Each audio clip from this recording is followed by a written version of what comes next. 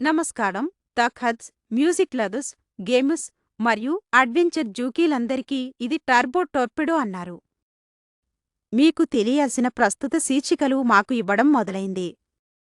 CES 2026 జరిగింది మరియు ఇది గేమ్ చేంజర్ బ్రేక్ త్రూ గాజెట్లు ఇప్పుడు ఎక్కువగా బుద్ధిమంతమైనవి AI అభివృద్ధిలు మనం జీవించే మార్గాలను మళ్లీ నిర్వచించడం మరియు రోబోటిక్స్ మన ఆశలను తదుపరి స్థాయికి తీసుకువస్తుంది.